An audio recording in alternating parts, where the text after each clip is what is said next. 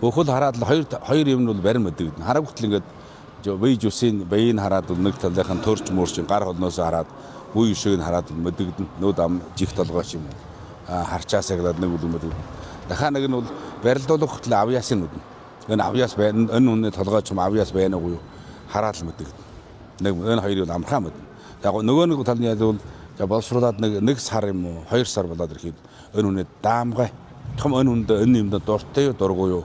Зүгээр нэг хий оосон бүх юм ирсэн юм уу?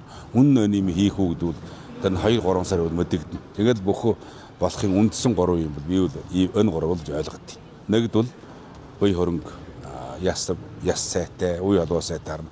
Хоёрд бол ав ясын харна. Гуравд бол даанууд аахгүй. Энэ нь бол нэг 2-3 сар харна. Ингээд л энэ хүн болно болохгүй. Очоо явна бүр мэдэгдэнэ. Одоо хамгийн хордны сайн мэрэлцсэн бол одоо ер нь бол 3-4 жил хийж байгаа бага Баярбаатар бол маш хордон мэрэлцсэн. Тэр бол эрэхт нь 20 он дээр 19 оноод дээр ирж ирсэн. Тэгээд нааш ингээд одоо чаач чинь Хөлбөмбөр аймагт ч 5 жураар авлаа. Тэгээд аймаар их шодрог болтлоо, хордон мэрэлцсэн. Тэгээд тэр бол бас нэлээд одоогийн залуучуудаа бол 24 өдтэй авлаа 5 жураар.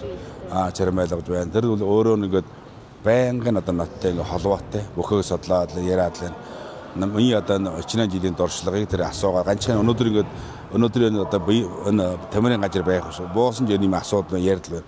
Яг бөхөдөг юм бол ганцхан нэг л ингээ талбай дээр зааж өгөө болох юм шиг. Ер нь л одоо ингээ бидний байж байгаа ингээ мэдлэгийг одоо байнга хаваачих тогтом тэр хүн бидний хөв суртал юм өн дотор байж байгаа юмыг хүлээж авах нь илүү